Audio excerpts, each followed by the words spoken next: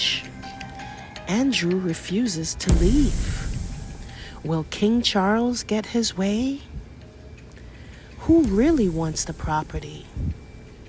What is it really all about? Folks, the Royal Lodge drama is still simmering.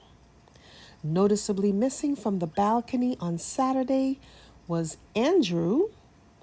The press would have us believe his absence is due to the Epstein debacle, but let's not kid ourselves here. This public spat between Charles and Andrew has zilch to do with Epstein. Charles couldn't care less about Epstein. Remember, this is the same Charles who cavorted with the likes of Jimmy Savile. And he recently sent a message of support to Kevin Spacey, who has been accused by numerous young men of SA.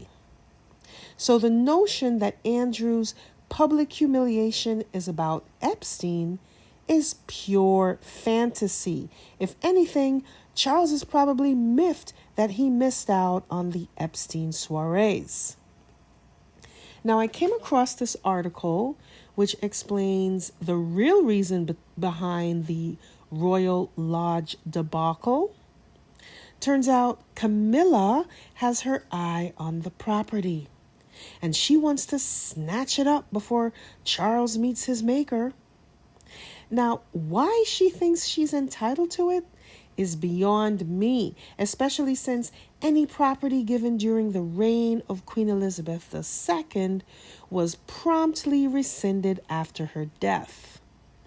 Camilla's confidence might seem puzzling, especially since her supposedly warm relationship with William could turn frosty the moment Charles exits the stage.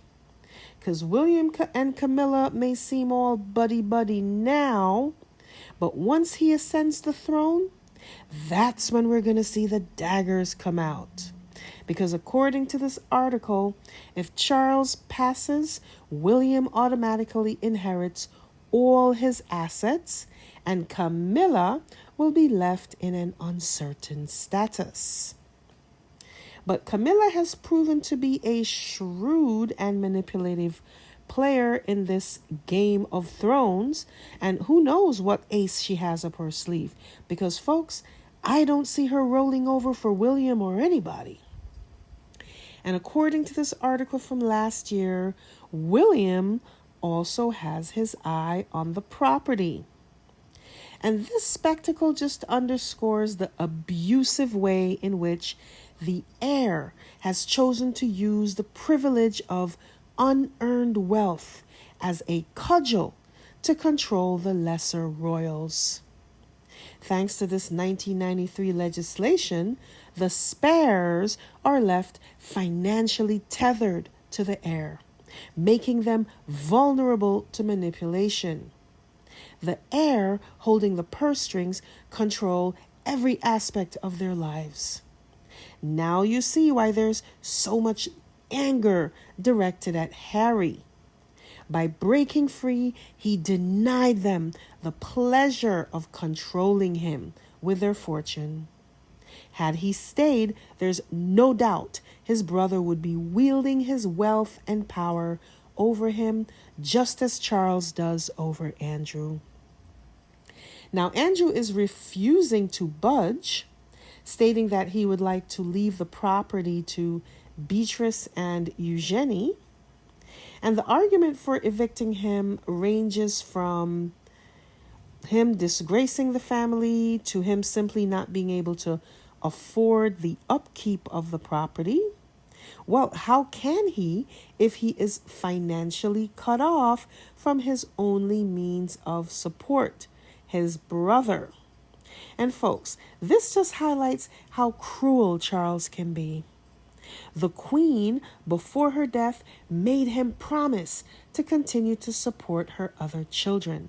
But as we have seen, everything the Queen requested, from gifts to titles, was immediately ignored upon her death.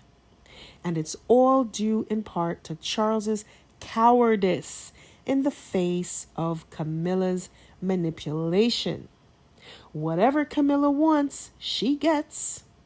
And throughout the years, Charles has shown far more loyalty toward her and her children than he has to his own family.